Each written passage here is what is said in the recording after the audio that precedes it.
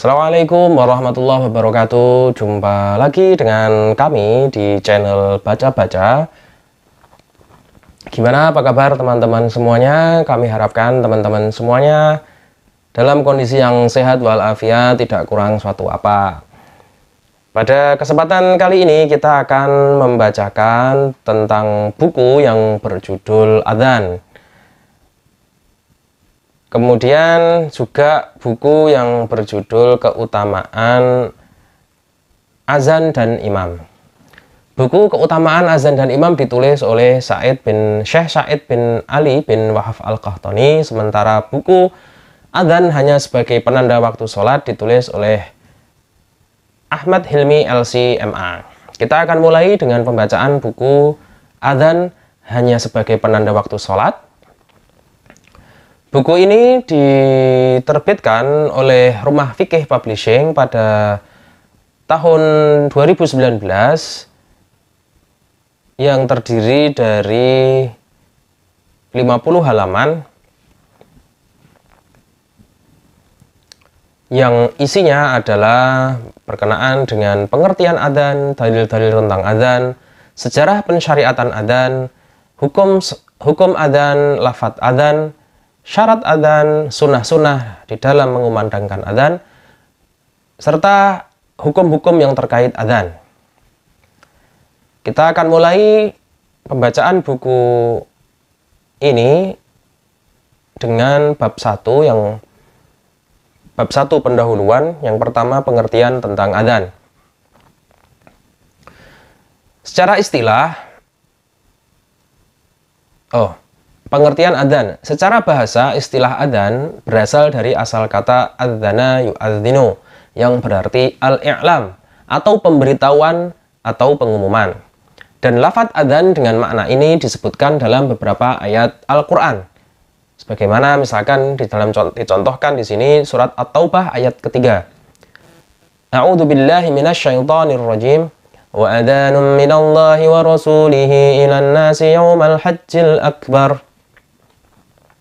Dan satu maklumat pemberitahuan dari Allah dan Rasulnya kepada umat manusia pada hari Haji Akbar. Kemudian di dalam surat Al-A'raf ayat 44. Fa'adzana mu'adzinum bainahum al-la'natullahi 'alaz zalimin. Kemudian penyeru malaikat mengumumkan di antara mereka laknat Allah bagi orang-orang yang zalim. Kemudian ada juga di dalam surat Al-Hajj ayat 27. Wa'adzin finnasi bil hajj. Dan serulah manusia untuk mengerjakan haji. Namun secara istilah syara', sebagaimana yang disebutkan oleh Imam Majduddin, yaitu adzan adalah al-i'lamu bi waqtis sholatil mafruḍah bi alfadin ma'lumatin ma'thuratin ala sifatin mahsusatin.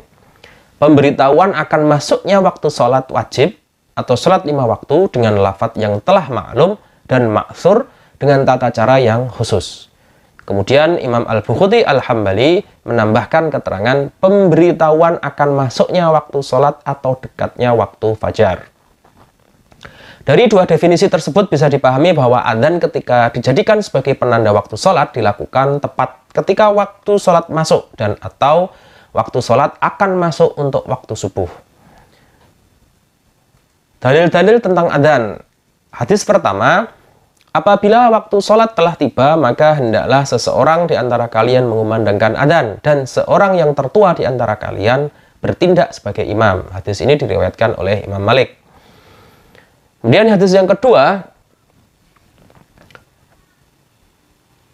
sesungguhnya itu adalah mimpi yang benar, insya Allah. Bangkitlah bersama Bilal dan sampaikan kepadanya apa yang kamu mimpikan, agar dia mengumandangkan adzan dengan lafadz tersebut. Hadis ini diriwayatkan oleh Imam Bukhari dan Imam Muslim. Hadis ketiga, An Ubaidillah bin Abi Rafi' an abihi qala ra'aitun nabiyya sallallahu alaihi wasallam adzana fi udhunil Hasan bin Ali hina waladathu Fatimah. Dari Ubaidillah bin Abi Rafi' dari bapaknya, ia berkata, saya melihat Rasulullah sallallahu alaihi wasallam bersabda mengumandangkan adzan di telinga Al Hasan ketika baru dilahirkan oleh Fatimah radhiyallahu taala anha radhiyallahu taala anhuma. Hadis ini diriwayatkan oleh At-Tirmidzi. At-Tirmidzi mengatakan hadis ini adalah hadis sahih.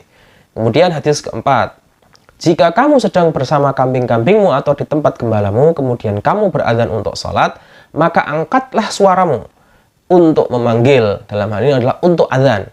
Karena sesungguhnya jika jin dan manusia dan segala sesuatu mendengar sejauh suara muadzin, pasti akan menjadi saksi nanti pada hari kiamat. Hadis diriwayatkan oleh Imam Bukhari. Dan hadis kelima, bi haditsin Muawiyah radhiyallahu anhu qala sami'tu Rasulullah sallallahu alaihi wasallam yaqul al-muadzdinuna atwalun nasi a'naqan yaumal qiyamah. Dari Muawiyah dia berkata, saya mendengar Rasulullah sallallahu alaihi wasallam bersabda, para muadzin adalah orang yang paling panjang lehernya pada hari kiamat. Hadis ini diriwayatkan oleh Imam Muslim. Kemudian sejarah pensyariatan adzan. Ada beberapa riwayat yang menyebutkan sejarah disyariatkannya adzan untuk panggilan sholat berjamaah. Ada yang menyebutkan syariat adzan pertama kali pada tahun kedua Hijriah. Ada juga yang mengatakan sejak di Makkah sebelum hijrah. Namun riwayat yang paling kuat adalah riwayat yang menyatakan adzan awal pertama kali dikumandangkan adalah di Madinah pada tahun pertama Hijriah. Hal ini catatannya didasarkan pada footnote kitab Al-Fawaqih Ad-Dawani ala Risalati Ibni Abi Zaid Al-Qayrawani yang ditulis oleh Ahmad bin Ghanim Al-Maliki, wafat pada tahun 1126 Hijriah. Pendapat ini disari oleh hadis Rasulullah SAW yang panjang, yang artinya dari Abdullah ibnu Umar, dia mengatakan dulu orang-orang ketika datang ke Madinah berkumpul-kumpul dan saling mengingatkan untuk melaksanakan sholat, tidak ada seorang pun yang secara khusus memanggil untuk sholat. Dalam suatu kesempatan mereka membincangkan hal ini. Sebagian mereka mengatakan buat saja lonceng seperti loncengnya orang Nasrani untuk manggil sholat. Sebagian yang lain mengatakan buat saja trompet seperti trompetnya orang Yahudi. Kemudian Umar bin Khattab berkata, kenapa tidak kalian angkat saja satu orang untuk menyeru memanggil untuk sholat? Akhirnya Rasulullah SAW berkata, wahai Bilal, bangkitlah dan serulah untuk sholat.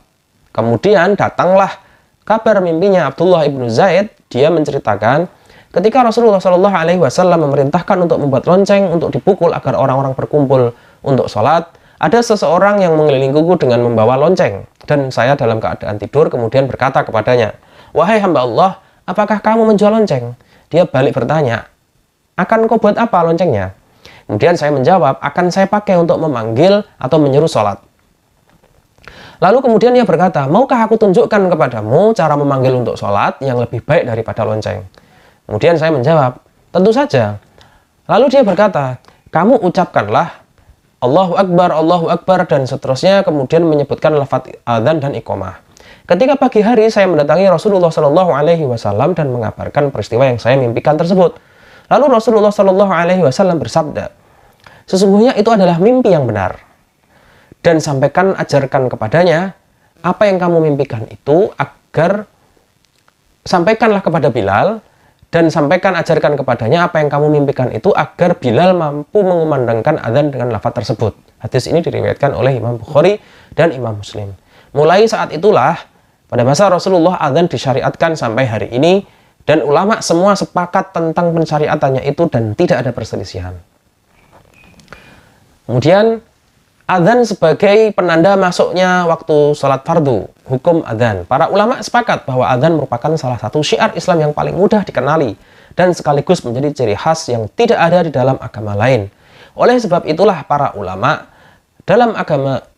menyimpulkan jika ada sekelompok umat Islam hidup dalam sebuah pemukiman dan mereka bersekongkol untuk meniadakan adzan, maka mereka layak untuk diperangi.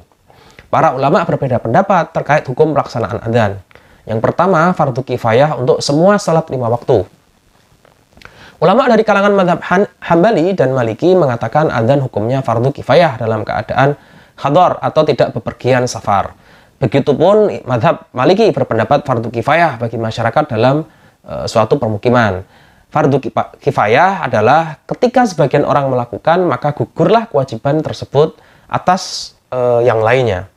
Sebagian kalangan Malikiyah memperjelas yang dimaksud hukum fardu kifayah setelah adzan adalah adzan di masjid jami' atau masjid yang digunakan sholat fardu dan sholat 5 waktu, sholat Jumat. Pendapat ini juga berlaku bagi sebagian kalangan mazhab Hanafi, Syafi'i, dan Hambali. Dalil yang memperkuat pendapat ini didasarkan pada sabda Rasulullah Shallallahu Alaihi Wasallam, "Idza hadaratis salatu falyu'adzin lakum ahadukum wal ya'ummakum akbarukum." Jika waktu salat telah tiba, maka hendaklah seseorang di antara kalian beradzan, dan hendaklah orang yang paling tua di antara kalian menjadi imam. Hadis riwayat Bukhari. Menurut pendapat ini, kata perintah amr dalam hadis di atas, yakni fal yu'adzin, itu berakibat hukum wajib kifayah.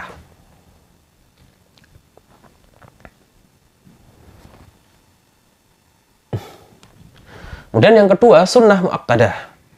Hukum sunnah muakkadah untuk adzan adalah pendapat rojih menurut mazhab Hanafi, juga dianggap sah atau paling sahih menurut kalangan mazhab Syafi'i.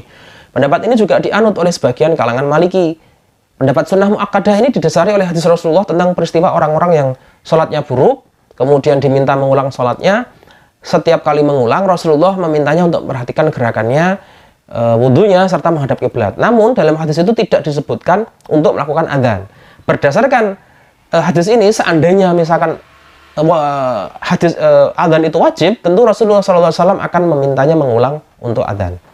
Mazhab Hambali juga berpendapat hukum adzan sunnah muakkadah jika dalam safar atau dalam perjalanan.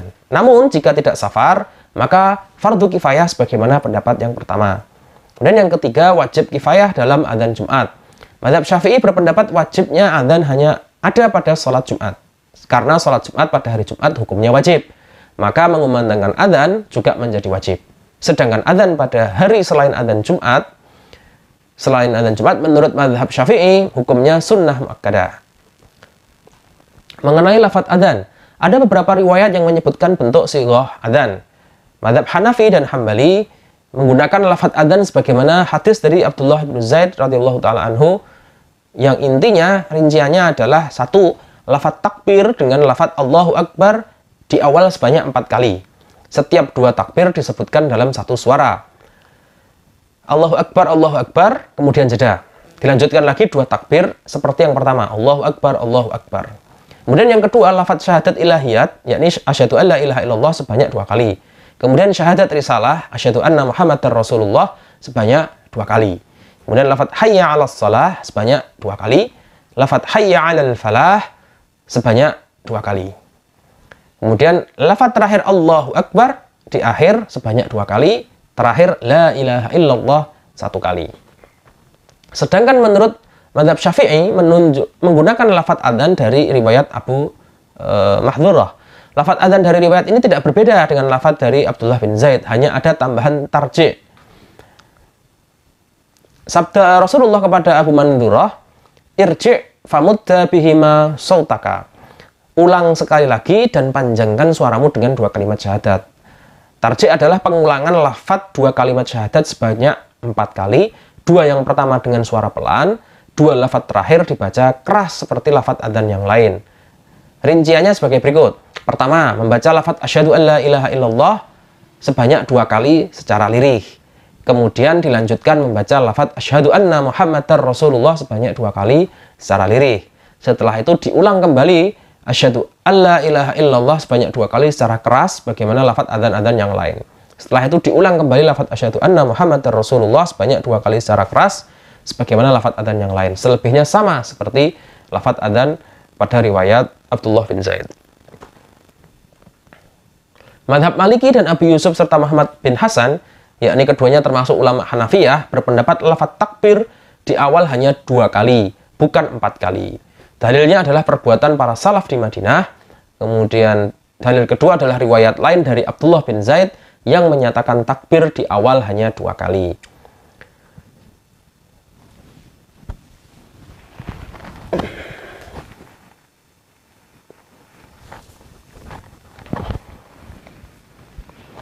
Syarat adzan. Menurut Malikiyah dan Hanabilah, niat merupakan salah satu syarat adzan sebagaimana penanda masuknya waktu salat. Hal ini berdasarkan keumuman hadis Umar tentang niat, innamal a'malu binniyat. Sebagai contoh, jika ada seseorang sedang mengucapkan lafaz takbir untuk dzikir, setelah itu dilanjutkan dengan adzan tanpa takbir kembali, maka tidak sah. Menurut pendapat ini, jika ia berniat untuk adzan, maka semua lafadznya harus diulang dari awal setelah berniat. Adapun mazhab Hanafi dan Syafi'i, niat dalam adzan bukanlah syarat sah, hanya dianggap sebagai kesunahan. Kemudian harus berbahasa Arab. Mazhab Hanafi dan Hambali mensyaratkan adzan menggunakan bahasa Arab dan dianggap tidak sah jika menggunakan bahasa lain, walaupun diketahui bahwa orang yang mengumandangkan adzan itu adalah mengumandangkan terjemahan adzan. Sedangkan mazhab Syafi'i masih membolehkan dengan bahasa lain jika tidak ada yang bisa melafalkan bahasa Arab. Namun jika ada yang bisa melafalkan bahasa Arab, adzan dengan bahasa selain Arab dianggap tidak sah. Kemudian tidak salah melafatkan. Kesalahan pengucapan lafaz kadangkala bisa mengubah atau merusak makna, termasuk kesalahan dalam lafaz adzan adalah penggunaan tanda panjang yang tidak sesuai. Misalkan huruf fa dalam Allahu Akbar dibaca panjang Allahu Akbar. Menurut jumhur ulama dari mazhab Maliki, Syafi'i dan Hambali, jika kesalahan ini sampai mengubah makna, maka adzannya dianggap batal. Tapi jika tidak sampai mengubah makna, hukumnya makruh. Namun menurut Ibnu Abidin dari kalangan Hanafiyah, kesalahan ucap atau lahan hanya dihukumi dengan makruh. Syarat yang keempat adalah pelafalannya yang berurutan. Lafaz adzan sudah memiliki nadham atau teksnya sendiri sebagaimana yang ada di dalam hadis Abdullah bin Zaid. Pendapat jumhur ulama mewajibkan kumandang adzan dengan lafaz yang sudah ada tersebut. Ketika terjadi pengucapan lafaz yang terbalik atau tertukar urutannya, maka wajib diulang dari awal. Sedangkan menurut mazhab Hanafiyah, melafalkan secara berurutan dalam adzan dianggap sebagai hukum sunnah saja. Kalau terjadi pelafalan yang terbalik, maka cukup diperbaiki saja. Tidak perlu diulang dari awal. Kemudian syarat yang kelima harus berkesinambungan atau al-mu'alat. Al-mu'alat adalah mengucapkan setiap lafaz adzan dengan cara berkesinambungan tanpa jeda dari satu kalimat dengan kalimat yang lain. Tentang apakah jika tidak berkesinambungan adzan menjadi tidak sah, dalam masalah ini para ulama berbeda pendapat. Jika jeda yang terjadi hanya sesaat sedikit, baik dengan berbicara di sela-sela kalimat adzan atau muadzin mengalami mimisan, pingsan, itu tidak membatalkan adzan. Cukup dilanjutkan dengan lafaz terakhir yang diucapkan. Pendapat ini dipilih oleh mazhab Hanafi, Maliki, dan Hambali. Adapun mazhab Syafi'i berpendapat yang tidak membatalkan hanya bicara ringan dan diam di sela-sela kalimat adzan. Namun jeda karena sebab mimisan, pingsan walaupun sesaat bisa membatalkan adzan. Namun semuanya sepakat berbicara di sela-sela adzan walaupun sebentar tetap dianggap makruh menurut jumhur ulama. Kemudian yang keenam, meninggikan suara. Mazhab Syafi'i dan Hambali mewajibkan meninggikan suara ketika adzan agar tujuan adzan itu tercapai. Jika yang dimaksud dengan adzan adalah untuk memanggil orang yang di luar masjid untuk melakukan sholat berjamaah. Namun jika adzan itu ditujukan untuk dirinya sendiri dan atau untuk jamaah yang sudah ada di dalam masjid, maka meninggikan suara tidak lagi menjadi syarat. Hal ini sebagaimana sabda Rasulullah SAW, yang artinya sesungguhnya saya melihatmu suka kambing dan padang rumput. Jika kamu sedang berada di tempat gembalamu kemudian kamu adzan untuk sholat, maka angkatlah suaramu untuk memanggil. Adapun menurut pendapat yang paling kuat, menurut mazhab Hanafiyah dan Malikiyah, meninggikan suara adalah sunnah. Hal ini sebagaimana sabda Rasulullah SAW kepada Abdullah bin Zaid, "Alimhu Bilalan fa innahu anda wa ammata sautan minka." Ajarkanlah adzan itu kepada Bilal, karena dia lebih jauh dan lebih panjang suaranya dibandingkan dengan engkau. Sunnah-sunnah di dalam mengumandangkan adzan. Pertama, menghadap kiblat. Inna muadzinin nabi sallallahu alaihi wasallam kanu yuadzinuna mustaqbili al-kiblati. Bahwa para muadzin Rasulullah SAW mereka mengumandangkan adzan dengan menghadap kiblat. Kemudian tartil atau tarosul. Tarosul atau berhenti sejenak pada setiap dua kalimat takbir atau per kalimat selain takbir dengan durasi lebih kurang bisa untuk menjawab atau mengulang kalimat adzan yang sama. Contohnya Allahu Akbar, berhenti. Allahu Akbar. Asyhadu an la ilaha illallah. Asyhadu an la ilaha illallah. Idza adzanta fatarassal. Jika kamu adzan maka tarasullah. Kemudian yang syarat ketiga, bukan syarat, syarat yang ketiga syarat meninggikan suara. Sunnah adzan yang ketiga yaitu dalam keadaan suci. La yu'adzinu illa mutawaddi. La yu'adzinu illa mutawaddiun. Jika tidak boleh mengumandangkan adzan kecuali orang yang berwudu atau suci. Kemudian yang keempat, suaranya bagus dan jauh atau tinggi lah. Hadisnya sama dengan hadis yang tentang suara tadi, yaitu fa innahu la yasma'u mata sautil mu'adzini jinnun wala insun illa syahidalahu yaumal qiyamah. Kemudian menutup lubang telinga dengan ujung jari. Anna Rasulullah sallallahu alaihi wasallam amara Bilalan ay yaj'ala isba'aihi fi udunaihi wa qala innahu arfa'u li sautika. Sungguhnya Rasulullah SAW memerintahkan Bilal untuk meletakkan dua jarinya di kedua telinganya. Kemudian beliau bersabda, itu akan menjadikan suaramu lebih tinggi. Hadis riwayat Ibnu Majah. Kemudian sunnah yang keenam, adzan dengan berdiri yang tegak. Berdirilah wahai Bilal dan kumandangkanlah adzan untuk salat, muttafaqun alaih. Kemudian yang ketujuh, yang iqamah itu adalah yang adzan. Hadis yang diriwayatkan oleh Ziyad ibnu Al-Haris Asy-Syudai ketika dia mengumandangkan adzan dan kemudian Bilal ingin mengumandangkan iqamahnya, maka Rasulullah SAW bersabda, sesungguhnya saudara Sudai itu telah mengumandangkan adzan. Siapapun yang mengumandangkan adzan maka dia yang melakukan iqamah. Hadis riwayat Imam Ahmad. Kemudian hukum-hukum terkait adzan. Yang pertama, adzan bukan untuk penanda masuknya waktu sholat. Pada awal pensyariatannya adzan memang hanya digunakan sebagai penanda waktu sholat.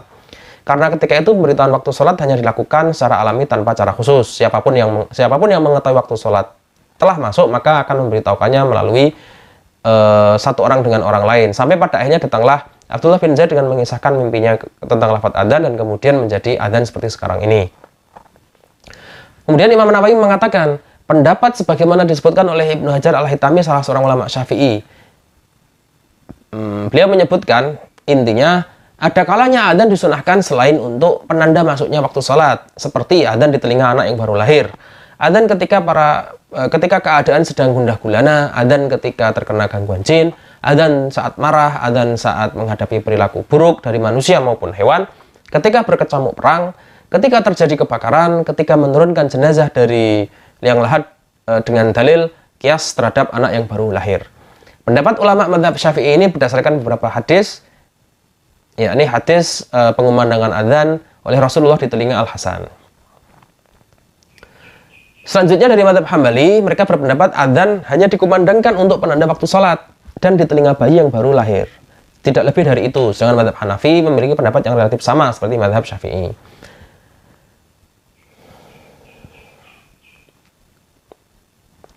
Adzan-adzan bersifat khusus untuk keadaan khusus dan tentu dalam pelaksanaannya tidak sama persis dengan pelaksanaan adzan sebagaimana adzan di telinga anak.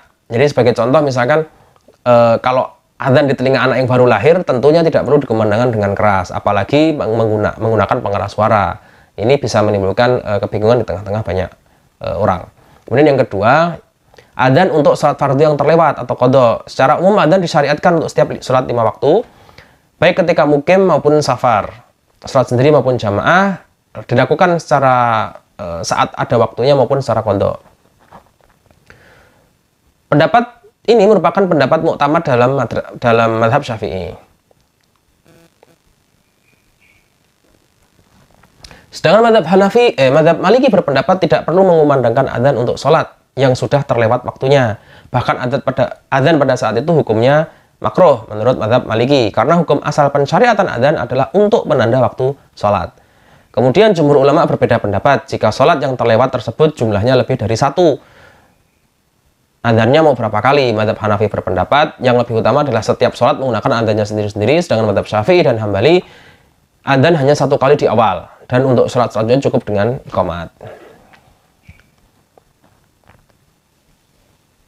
Imam Syafi'i sendiri dalam memilih riwayat yaitu semua sholat yang terlewat yang diqadha masing-masing cukup dengan 1 iqamah tanpa adzan. Terlebih jika sholat itu dilakukan sendirian atau munfarid dan tidak mengharapkan datangnya jamaah. Karena maksud dikumandangkannya adzan menurut Imam Syafi'i adalah agar orang-orang itu berkumpul untuk sholat jamaah. Pendapat Imam Syafi'i ini berbeda dengan pendapat yang dipilih oleh madhabnya atau murid-muridnya. Kemudian adzan untuk dua sholat yang dijamak. Jika dalam suatu kesempatan perlu melakukan sholat jamak, zuhur asar atau maghrib dengan isya, maka adzan cukup dilakukan satu kali di awal. Hal ini seperti yang dicontohkan oleh Rasulullah SAW ketika menjamak sholat maghrib dan isya di Muzdalifah, satu dengan satu kali adzan di awal dan iqamah pada masing-masing sholat. Ini pendapat dipilih oleh mazhab Hanafi, Syafi'i, dan Hambali, serta sebagian Maliki. Kemudian adzan di masjid yang telah selesai melaksanakan sholat jamaah. Dalam sebuah masjid telah diselesaikan sholat berjamaah. Beberapa saat kemudian datang seseorang atau rombongan untuk melaksanakan sholat jamaah. Apakah perlu memundangkan adzan lagi? Menurut mazhab Syafi'i, rombongan yang baru datang ini disunahkan mengumandangkan adzan dan iqamah kembali, hanya saja dengan suara lirih. Sementara mazhab Hambali memberikan pilihan, boleh melaksanakan, boleh tidak. Sedangkan mazhab Hanafi merinci masalah ini. Pertama, jika masjid memiliki jamaah tetap, kemudian datang rombongan dari luar mengumandangkan adzan dan iqamah, serta mereka melakukan sholat terlebih dahulu, maka jamaah tetapnya tetap boleh mengumandangkan adzan dan iqamah untuk kedua kalinya. Namun jika sebaliknya jamaah tetap sudah mengumandangkan adzan dan iqamah serta sholat berjamaah, kemudian datang jamaah baru, pendatang atau musafir, mereka tidak boleh lagi mengumandangkan adzan dan iqamah. Kemudian ada masjid tidak memiliki jamaah tetap, seperti masjid terminal, masjid stasiun, masjid di pinggir jalan, masjid di pom bensin. Sholat pada tempat-tempat seperti itu adalah sholatnya para musafir. Maka pada setiap jamaah yang datang boleh mengumandangkan adzan dan iqamah. Sedangkan mazhab Maliki secara tegas mengatakan tidak ada lagi adzan untuk jamaah yang kedua dan seterusnya. Adzan hanya ada di jamaah pertama. Panggilan atau seruan untuk berjamaah sholat sunnah. Para ulama sepakat, adzan disyariatkan hanya untuk sholat wajib. Selain sebagai penanda masuknya waktu sholat, juga digunakan untuk panggilan sholat berjamaah. Oleh sebab itu tidak ada kumandang adzan dan iqamah ketika untuk sholat jamaah sunnah seperti sholat Idain, sholat Idul Fitri, Idul Adha itu nggak ada iqamahnya. Sholat gerhana, sholat tarawih dan istisqa serta lain-lain. An Jabir ibnu Samurah qol, Sallaitu ma'a Rasulillah sallallahu alaihi wasallam al-'ita ghaira marratin wala marrataini bi ghairi adzanin wala iqamatin. Dari Jabir bin Samurah, ia berkata, saya pernah lakukan salat Id lebih dari sekali atau dua kali bersama Rasulullah SAW tanpa adzan dan iqamah. Hadis ini diriwayatkan oleh Imam Muslim. Untuk isyarat dimulainya salat-salat sunnah tersebut bisa menggunakan lafaz as-sholatu jami'ah. Dan jumhur ulama semua menggunakan lafaz tersebut. Sebagaimana hadis Aisyah radhiyallahu taala anhuma, telah terjadi gerhana matahari pada masa Rasulullah, kemudian beliau mengutus seorang penyeru untuk memanggil dengan kalimat as-sholatu jami'ah. Kemudian adzan sholat Jumat. Adzan pada sholat Jumat adalah salah satu persoalan fikih yang sering dibincangkan oleh umat Islam. Secara umum melaksanakan sholat Jumat dengan ada yang dua adzan, ada juga yang satu adzan. Nah, hal ini merupakan masalah khilafiyah klasik dari zaman dahulu sampai sekarang. Jadi ini kita tidak bahas terlalu panjang di sini. Kemudian yang terakhir tentang gaji atau upah adzan. Dalam permasalahan upah muadzin ini ada hadis dari Utsman bin Abi Al-As. Dia berkata, wahai Rasulullah Shallallahu Alaihi Wasallam, jadikanlah saya imam sholat untuk kaumku. Lalu kemudian Rasulullah menjawab, anta imamuhum waqtati bi ad'afihim wa ittahidh muadzinan la ya'khudhu ala adzanihi ajran. Ya, kamu menjadi imam untuk kaummu dan ikutilah atau perhatikanlah orang-orang lemah di antara mereka dan angkatlah seorang muadzin yang tidak mengambil upah adzannya. Hadis ini diriwayatkan oleh Imam At-Tirmidzi yang beliau menghasankan hadis ini diriwayatkan oleh Imam Lima. Imam Tirmidzi menghasankan hadis ini. Sementara Imam Hakim mensahihkannya. Hukum awal seorang muadzin adalah harus ikhlas, tidak mengambil upah dari adzan yang dilakukan, karena tidak ada yang diharapkan seorang muadzin kecuali pahala dari Allah.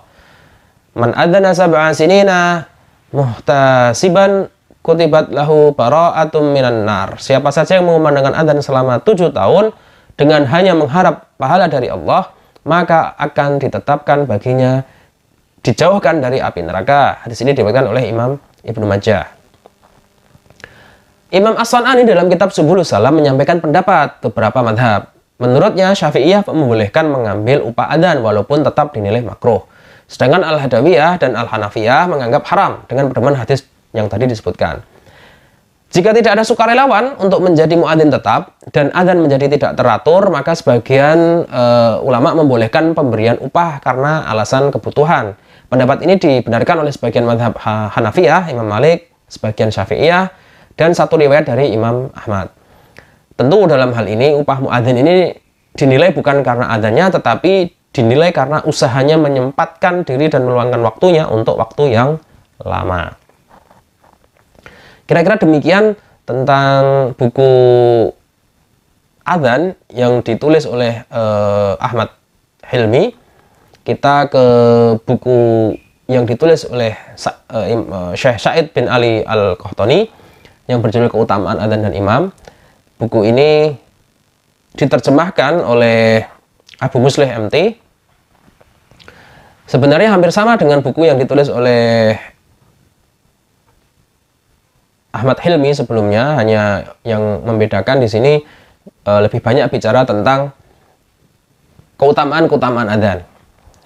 Di sini ada sedikit tambahan menurut Syekh Said bin Ali Al-Qahtani, adzan secara etimologi itu artinya memberitahukan sesuatu, yang dinamakan juga dengan an-nida atau panggilan atau seruan. Hal ini didasarkan pada firman Allah di dalam surat Al-Maidah, wa idza nadaitum ilas shalah. Dan apabila kamu menyeru mereka untuk mengerjakan salat, dan seterusnya.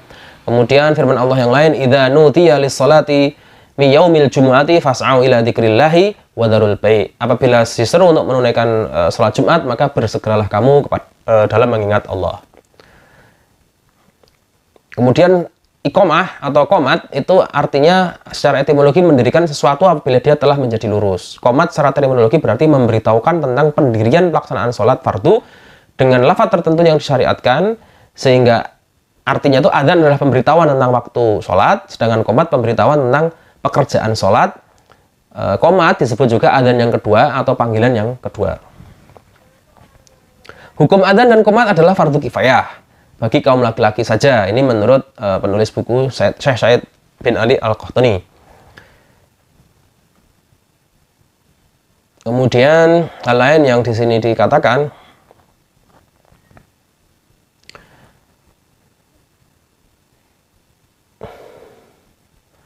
keutamaan adzan. Nah, di sini Syekh Said Ali mengatakan, di dalam hadis dikatakan muadzin itu lebih panjang lehernya pada hari kiamat, berdasarkan hadis bahwasanya dari Muawiyah bin Abi Sufyan, dia berkata, saya mendengar Rasulullah SAW bersabda, orang-orang yang adzan adalah orang yang paling panjang lehernya pada hari kiamat. Kemudian adzan itu mengusir setan, berdasarkan hadis yang diriwayatkan oleh Imam Bukhari dan Imam Muslim. Di dalam hadis Imam Bukhari dan Muslim, yang di dalam hadis yang artinya apabila adzan dikumandangkan maka setan akan lari sambil terkentut-kentut sampai dia tidak mendengarkan adzan lagi. Ketika adzan sudah selesai maka dia kembali lagi. Ketika qomat kemudian dikumandangkan untuk sholat, dia kembali pergi. Dan ketika qomat sudah selesai maka setan kemudian kembali lagi supaya dia mengganggu orang-orang yang sholat. Dia mengatakan, si setan itu mengatakan, ingatlah ini, yang mana hal tersebut tidak teringat olehnya. Sampai dia nggak teringat sebelumnya saat sebelum sholat, tapi kemudian saat sholat dia teringat, sehingga akhirnya seseorang yang tidak menyadari bahwa itu godaan setan, kemudian sudah lupa berapa rakaat dia sholatnya. Kemudian keutamaannya adalah kalaulah seandainya manusia mengetahui pahala yang didapatkan ketika adzan yang pertama, maka mereka pasti akan mengundi untuk mendapatkannya. Dari Abu Hurairah radhiyallahu taala anhu, Rasulullah SAW bersabda, kalau seandainya manusia mengetahui pahala yang ada pada panggilan adzan dan shaf pertama, kemudian mereka tidak bisa mendapatkannya kecuali dengan undian, maka pasti mereka akan mengundinya. Tidak satupun yang mendengarkan suara muadzin, melainkan dia pasti akan menjadi saksi baginya. Ini didasarkan pada hadis Abu Sa'id Al-Khudri radhiyallahu taala anhu.